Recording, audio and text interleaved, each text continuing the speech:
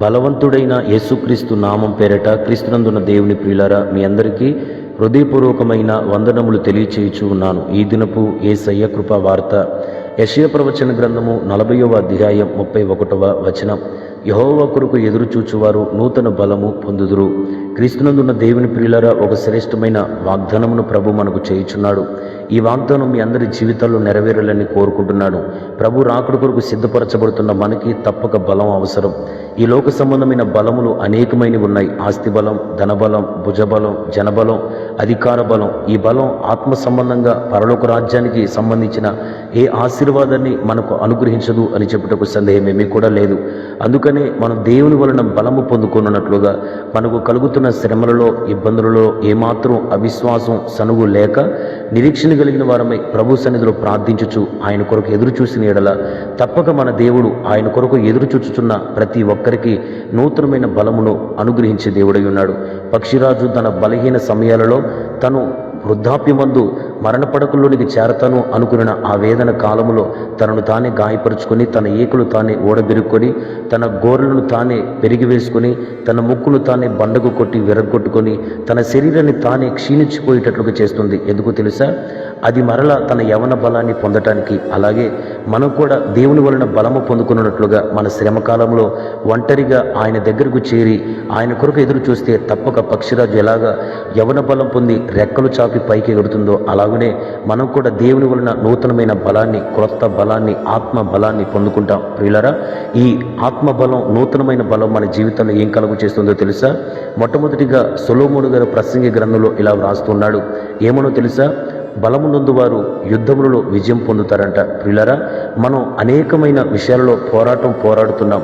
ఒకటి, మనం పోరాడేది శరీరులతో కాదు, కానీ సాతానుతో, వాడి సంబంధమైన రాజ్యముతో, వాడి సంబంధమైన శత్రువులతో మనం పోరాడుచున్నాం. అనగా ఈ లోకనాథులతోనూ, అంధకార సంబంధులకు లోకనాథులతోనూ, దురాత్మల సమూహములతోనూ, మన శరీరముతోనూ, పాపముతోనూ, మరణముతోనూ, దురాశతోనూ, అనేక రకములైన పాపములతో మనం పోరాడే వ్యక్తులు ఉన్నాం. అయితే వీటన్నిటి శత్రువులు అనబడుతున్న వాటిలో మనం విజయం పొందాలంటే మనకు బలం కావాలి.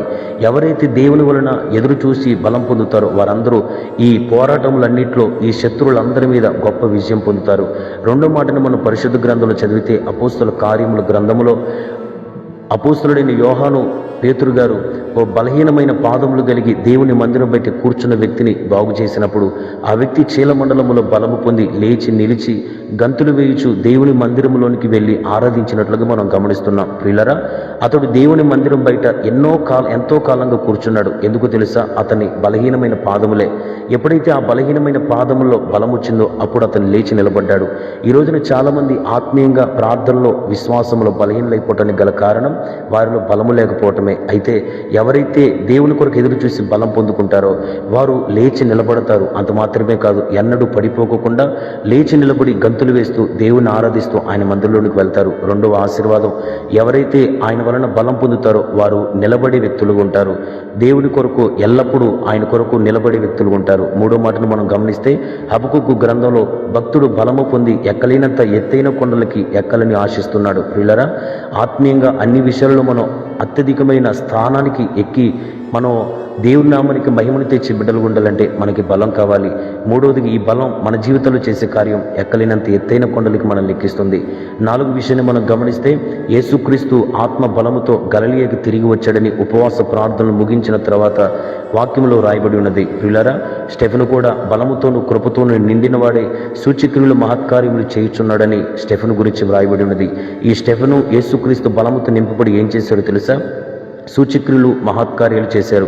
యేసుక్రీస్తు గుడ్డి వారికి చూపుని, మోగువారికి మాటని, కుంటి వారికి నడకని, మృతులైన వారిని సజీవులుగా లేపుతూ దేవుని రాజ్య సువార్తను ప్రకటిస్తూ ఎన్నో అద్భుతాలు, ఆశ్చర్యకార్యాలు జరిగించాడు. ఇది కేవలం దేవుని వలన కలిగిన బలం పొందుట వలన మాత్రమే యేసుక్రీస్తును, స్టెఫెనును చేయగలిగారు. ఈ రోజున ఆ బలము నీ యందు ప్రత్యక్షపరచబడితే నీ ద్వారా దేవుని నామానికి మహిమ కలుగునట్లుగా సూచక్రియలు, అద్భుత కార్యములు జనులకు ప్రత్యక్షపరచబడతాయి. ప్రియులారా, దేవుని వలన కలుగు బలం ఇన్ని ఆశ్చర్యమైన కార్యాలు జరిగించుచున్నది. కనుక దేవుని వలన మనం ఈ బలం పొందుకొని మనము ఇట్టి కార్యములు అనుభవించి ప్రభు రాకడ కొరకు సిద్ధపడదుము గాక.